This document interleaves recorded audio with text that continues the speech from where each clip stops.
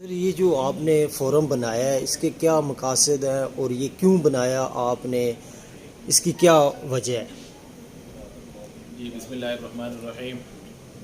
میرا تعارف ہے، میرا نام ہے فتح اللہ آباد اور چیئرمین پاک فلسطین فورم۔ آج پریس کانفرنس ہم نے کی نیشنل پریس کلب اسلام آباد میں اس فورم کے حوالے سے۔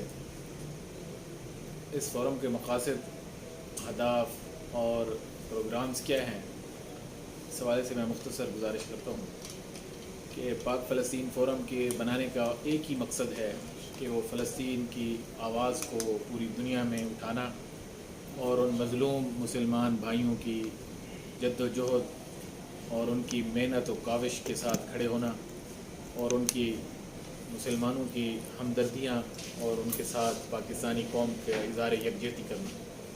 اس وقت جو وہاں پہ ظلم و تشدد ہو رہا ہے، وہ وہاں پہ ان کو جو ایک اذیتوں کا ان کو شکار کیا جا رہا ہے، تو اس سے لگتا ہے کہ وہ وہاں پہ کوئی انسانیت ہی ختم ہو گئی ہے یہودیوں کے اندر، جو ان کی کوئی انسان کہہ سکے ان کو۔ عالمی برادری جو ہے وہ خاموش ہے، تو لہٰذا ہم مسلمانوں کا فرض بنتا ہے کہ کسی مسلمان کو کہیں پر بھی تکلیف ہو تو ہم اس کی آواز اٹھائیں اور بھرپور طریقے سے اٹھائیں۔ کشمیر کے حوالے سے کیا کہتے ہیں؟ اتنے عرصے سے وہ جی کشمیر جو ہے، کشمیر اور فلسطین کا مسئلہ ملتا جلتا ہے۔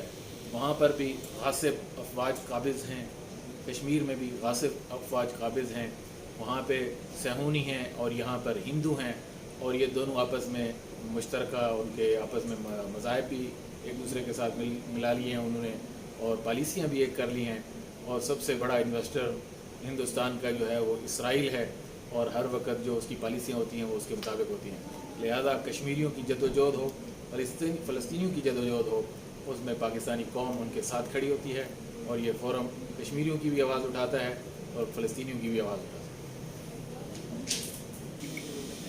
یہ پاکستان میں جتنے بھی علماء ہیں، مشائخ ہیں، پاکستان کی سیاسی مذہبی جماعتیں ہیں، پاکستان کے اندر رفاہی ادارے ہیں، پاکستان کے اندر مختلف ادارے ہیں، مختلف سوسائٹیاں ہیں، سول سوسائٹی ہے، مختلف طلباء تنظیمیں ہیں، وکلاء تنظیمیں ہیں، ڈاکٹر تنظیمیں ہیں، سب کے پاس ہم گئے ہیں، فورم کے لیے دعوت دی ہے، اور سب نے ایکسیپٹ کیا اور بہت ہی اس کو پذیرائی دے رہے ہیں اور اس کو سراہا ہے۔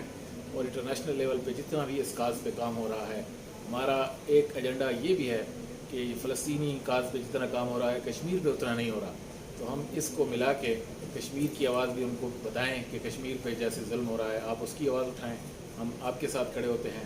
جب آپ کے ساتھ زیادتی ہو رہی ہے، ہم دونوں یہ ایشو کو اکٹھے مل کے اٹھائیں تاکہ دنیا کو بتا سکیں کہ یہ ظالمانہ اقدامات کے خلاف پاکستانی قوم ایک پہ ایک پر ہے۔ اچھا سر، یہ آپ کو کیوں ایسا لگا کہ یہ آپ نے فورم بنایا ہے؟ اس کی کیا وجہ تھی؟ آپ کیا رائے؟ وہ اس طرح کہ کچھ عرصے سے پاکستان میں یہ آواز ختم ہوتی جا رہی ہے۔ قائد اعظم محمد علی جناح، علامہ اقبال رحمہ اللہ، یہ ہمارے بانیان پاکستان ہیں، ان کا جو موقف ہے وہ پاکستان کی طرف سے ایسا بنیادی اور ٹھوس موقف ہے کہ اسرائیل کو ساری دنیا تسلیم کر لے گی، ہم پھر بھی نہیں۔ یہ مسلمانوں کی پیٹھ میں خنجر گھونپا گیا ہے، قائد اعظم رحمہ اللہ نے کہا، اور قائد اعظم نے اتنا اس کے خلاف اس وقت کام کیا۔ علامہ اقبال جو سب سے پہلا وفد کیا، علامہ اقبال نے وہاں شرکت کی فلسطینی آزادی کے لیے، وہاں کی جد و جہد کے لیے۔ تو ہم اس آواز کو اٹھانے کے لیے کہ یہ آواز دبنی نہیں چاہیے، آواز بلند ہونی چاہیے، اور پوری دنیا میں میسج جانا چاہیے کہ پاکستانیوں کے دل آج بھی فلسطینیوں کے ساتھ دھڑکتے ہیں، اسرائیل کو کبھی بھی تسلیم نہیں کر سکتے۔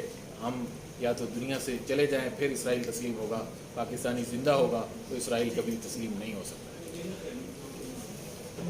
گورنمنٹ پاکستان کو کیا ایک آپ میسج دینا چاہتے ہیں، اور ہماری جو قوم ہے اس کو کیا میسج دینا چاہتے ہیں، اور پوری دنیا کو کیا میسج دینا چاہتے ہیں؟ پاکستانی حکومتیں تبدیل ہوتی رہتی ہیں، سیاسی جماعتیں آپس میں اختلاف رکھ سکتی ہیں، لیکن اپنے قائد اور بانی پاکستان کے وین کو ہم نہیں چھوڑ سکتے۔